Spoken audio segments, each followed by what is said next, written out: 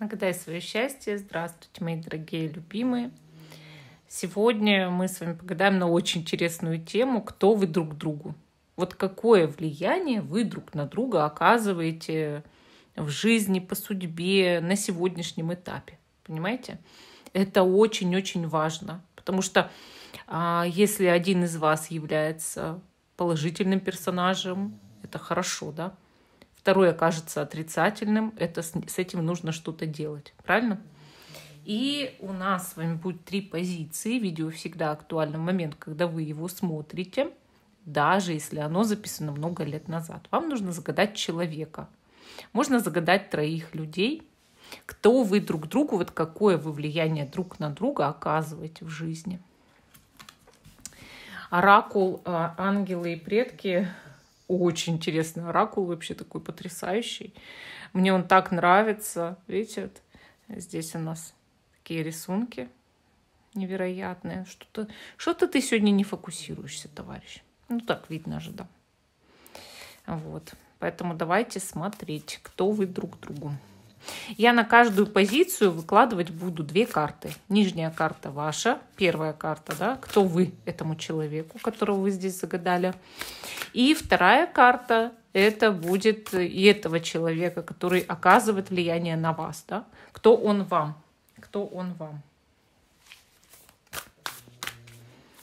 Кто вы ему? Какое вы на него оказываете влияние? И кто он вам? Итак, выкладываем наши позиции. Кто вы ему и кто он вам? Так, как вы помните, первая карта, кто вы ему, да, этому человеку. И кто этот человек вам? Какое он на вас оказывает влияние? Какое на вас идет влияние со стороны этого человека? Итак, я опять буду украшать сердечками. Сегодня сердечки у нас там на другом канале уже были, да? Так, давайте голубое, желтое, значит, и красное. Вот так. 1, 2, 3 позиции. Те, кто еще не выбрал, ставьте на паузу, выбирайте, потом переходите обязательно на свой тайм-код. А мы начинаем с самой первой позиции, остальные я убираю в сторону. Кто вы друг другу? И храпящий мопс. Слышите, храпящий мопс? Итак. Первая позиция — голубое сердечко. Давайте переворачивать наши карты. Вот, кстати, этого мужика, мудреца старого, да, мы видели с вами на дне колоды, и вот он попался, смотрите-ка. Вот бывает такое, очень, кстати, часто. Так, вы в этой паре загаданных людей, значит, этот старый мудрец. А он хранитель земли, да? Он для вас хранитель земли. Интересно. Вот смотрите, вы, получается, в сторону этого человека, да?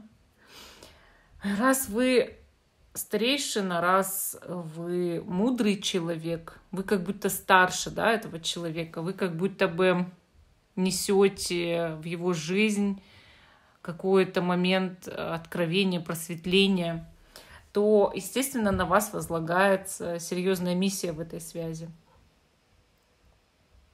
Такое ощущение, что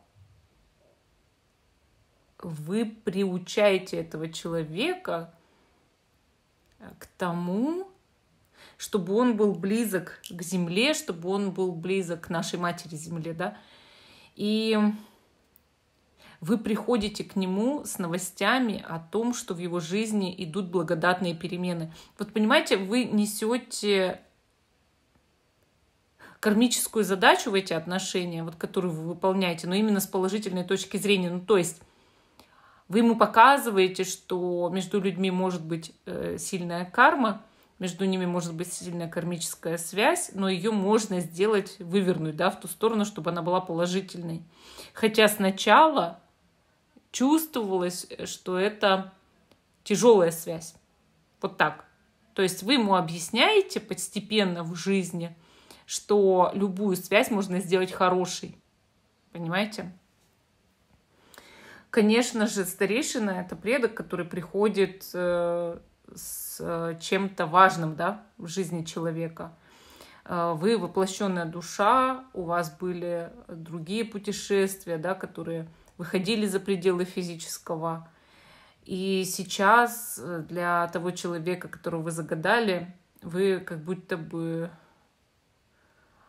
несете миссию очень такую серьезную, чтобы он вот возродился, восстановил силы, потому что у вас есть природная, духовная, невероятная мудрость веков. Вот знаете, вот он ограничен, этот человек. Вот просто он ограничен по жизни. И вы хотите будто бы подсознательно снять эти ограничения, освободить его от чего-то. У него тяжелая судьба, да, много очень испытаний в жизни у этого человека, которого вы загадали. А вы как будто часть этого берете на себя, но ему объясняете, что он может быть еще счастлив, он еще может быть свободен. Просто нужно для этого время. Вы как будто исцеляете его, но как-то очень медленно, постепенно, чтобы это не бросалось в глаза даже.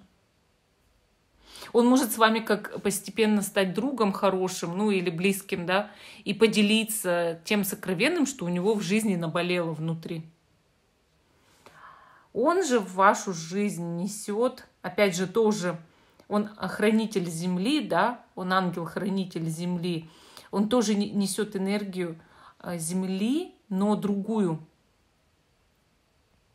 более глубинную такую энергию, когда ты не как с матерью даже соединяешься с землей, вот что вы ему несете, да, а соединяешься, не знаю, на клеточном, эмоциональном, что ли, уровне, на таком, на энергетическом уровне, когда из центра Земли, да, ты берешь не просто энергию, а вот как, не знаю, как душа Земли задействована с твоей душой, что ли.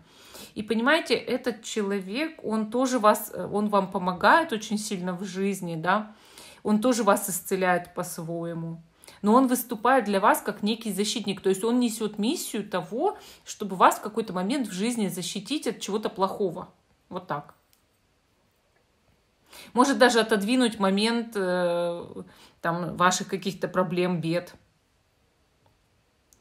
Он выступил для вас вот как будто бы основанием, да, основанием, вот так, что вы можете на него опереться в какой-то момент. И у вас, у обоих эти моменты разные. Представляете?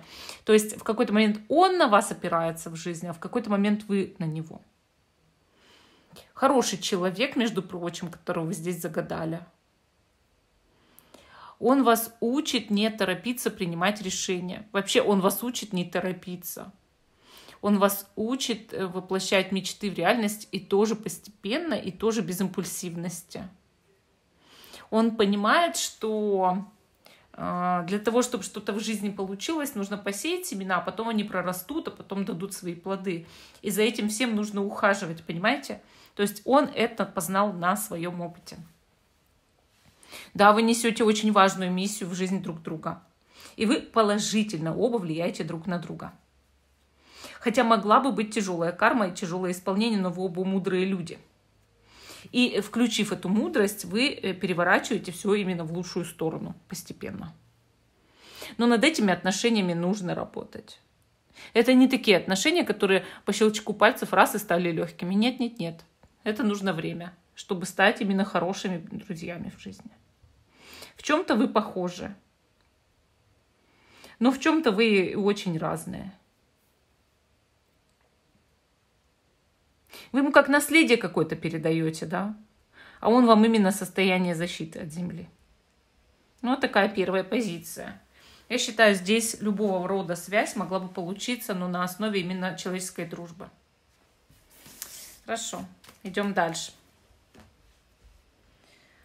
Позиция номер 2. Как вы влияете друг на друга? Кто вы друг другу? Желтое сердечко. И нижняя карта ваша. Вы влияете на этого человека. Ух ты, вы змея. Вы змея.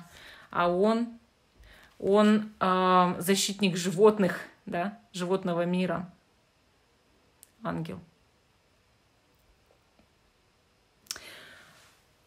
Вы змея в этой связи. Вы сбрасываете старую кожу. В этом суть змеи. Понимаете, вы как-то обновляетесь через эту связь и вносите обновление в жизнь этого человека. Вносите что-то совершенно необычное, чтобы он отбросил старое и начал новое. Вы показываете этому человеку таланты, вы показываете мудрость. То, чего он не видел в других людях никогда. Вы для него необычный человек, нестандартный, какой-то аномальный, ненормальный. Этот человек испытывает к вам очень сильную тягу. Между вами как будто бы есть ток, связь, страсть, даже если вы люди одного пола. Это странно, но это так и есть. Даже если вы родственники, у вас очень сильная эмоциональная привязанность тогда. Именно вот на каком-то энергетическом уровне вас тянет друг к другу как магнитом. Даже если вы там, не знаю, мама с дочкой, сын с отцом, все равно тянет как магнитом, вот как будто бы. Но на основе чего-то аномального, такого интересного, необычного его тянет этого человека к вам. То есть он видит в вас что-то, что никогда вот просто не знал. Вот так. Эта энергия обновления омывает как вашу жизнь, так и этого человека. Вы начинаете через эту связь чувствовать ваше истинное «я», показывать этому человеку, он еще больше в шоке, понимаете? То есть вот такое влияние идет. Я бы сказала, с вашей стороны идет, с одной стороны, положительное влияние, да, с другой стороны, очень шокирующее для этого человека. Он даже, этот человек, не понимает, почему его так сильно притягивает к вам, как магнитом именно. Может быть, на основе удивления все-таки. Удивляете. Вот смотрите, хранитель животных, он выступает как хранитель животных. Он вам показывает инстинкт. Инстинкт самосохранения, которого у вас иногда не включается вовремя. Этот человек вас учит этому. Учит доверять своим инстинктам, учит доверять чутью какому-то, да, и учит быть живым, ну, то есть привязанным к живому, к тому, чтобы существовать, к телу, может быть, к энергии Земли в том плане, что хочется больше жизненной силы вам. Вот как будто бы этот человек даже хочет, чтобы у вас было больше желания жить. Вот так. Понимаете, этот человек несет вам все-таки больше исцеления, да, но и включает защитные механизмы в вашем теле. Не знаю, вот представьте, как бы активировал иммунитет, что ли. Вот так. Ну, например, иммунитет даже пусть к чьим-то не очень там хорошим словам. То есть этот человек может быть грубоват, понимаете? Такую несет роль в вашу жизнь, что кажется вам грубоватым. Вы ему кажетесь необычным, интересным, а он вам грубоватым. Вот так. Но постепенно вы понимаете, что именно этот человек зажигает в вас желание бороться. Вот. И вот это все напускное, вот это, да, грубоватость. Внутри есть добро. И это добро трудно разглядеть. Но вы разглядели. Или разглядите постепенно в этом человеке. Есть еще момент. Этот человек учит вас что-то чувствовать. Вот знаете, вот тоже интересно. Вы видите, что у этого человека есть какие-то такие природные чувства. Кому-то к чему-то. Вы учитесь чувствовать через это. Ну, я считаю, что это вот тоже, в принципе, я говорю, положительное взаимное влияние друг на друга. Но учитывая, что вы змея, иногда можете подкусаться чуть-чуть. Ну, то есть выступить для этого человека кем-то ядовитым, если вы включите негатив. Бойтесь навредить такому человеку. Он на самом деле неплохой. Он может быть грубоватый, но неплохой. И поэтому у вас такая связь, что вреднее вы, чем он. И это значит, что вам нужно контролировать именно свои эмоции, чтобы не стать для этого человека кем-то плохим. Вот так. Ну, вот такая вот у нас вторая позиция интересная.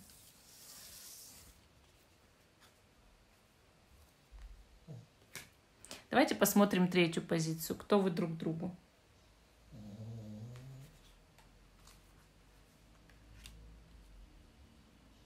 Красное сердечко. Кто вы друг другу? Вы для этого человека хранитель медицины, ангел медицины, да? А он для вас оракул. Ничего себе. Интересно.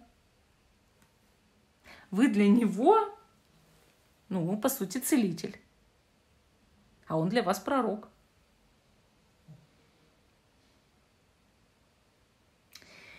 Я так понимаю, что этот человек был, значит, при встрече с вами нарушен, болен или с большими травмами. Он мог быть даже с вами жесток. Но ваша миссия его вылечить, исцелить его душу, снять его какие-то проклятия, психологические травмы. Вообще оракулам очень сложно в жизни. Они все видят и знают, но не знают, как это интерпретировать порой. То есть у него есть дар. Кстати, он может изъясняться образами, знаками, этот человек, непонятными символами, потому что для него это самого иногда является загадкой, что он пророчит, что он видит, что он знает. У него могут быть необычные сны, которые он не сразу может растрактовать. Обычно люди со способностями очень травмированы. Почему так делается? Потому что, имея большой дар, ты всегда платишь за него. И да, этот человек несет в вашу жизнь миссию оракула, но именно вы его исцеляете. Он может многое вам интересное поведать и рассказать, как и других, так и о вашей судьбе. У него очень сильная чуйка, интуиция. Он видит насквозь некоторых людей и будущие события в мире. Но его настроение меняется, как перчатки, да? Скачет. И вы не понимаете этого, вам сложно. Вы более стабильны. Но как только вы его увидели, вы сразу захотели его вылечить. У вас есть целительная сила, у вас есть желание исцелять, да? У вас есть желание исправлять что-то в других людях. А тут действительно есть что исправлять. Вот вы и встретились. Никогда Бог не посылает нам других людей просто так. Понимаете? Поэтому здесь третья позиция – это самая сильная связь из всех, что сегодня были. Эта связь действительно приносит пользу друг другу, но через большую боль. Это не просто кармическая связь, это именно связь судьбы. Судьба. Когда люди должны были встретиться обязательно в этом мире и принести в жизнь друг друга что-то интересное. Но сначала это боль. Когда этот человек вас увидел, он понял, что вы хотите его исцелить подсознательно и сразу же начал бояться вас, убегать от вас, отталкивать вас. Потому что у него есть дар пророчества, он знал, что у вас внутри. А когда вы его увидели, вы сразу же захотели бежать за ним, чтобы вылечить его. Потому что вам нужно было отдать кому-то свою целительную энергию. Это очень-очень сложно. Но постепенно, если такую связь наладить, эти люди в тандеме могут практически все вместе. То есть энергия созидания здесь колоссальная. Представьте, встретились бы в жизни целители и оракулы, объединили свои силы. Один бы пророчил и видел будущее или насквозь что у людей, а второй бы мог это исцелять. Это же потрясающе. Если бы мы все могли поверить в волшебство, в магию и все эти фантастические фильмы, как бы вы представили будущее таких людей? Согласитесь, это было бы что-то интересное. Но и скорее всего, печальная. Да, печальная. Человечество не терпит таких. Но такая интересная позиция. Всем спасибо за внимание. Жду, что вы продолжите смотреть мой канал. Ставьте лайк этому видео, подписывайтесь. Всем пока и до новых встреч.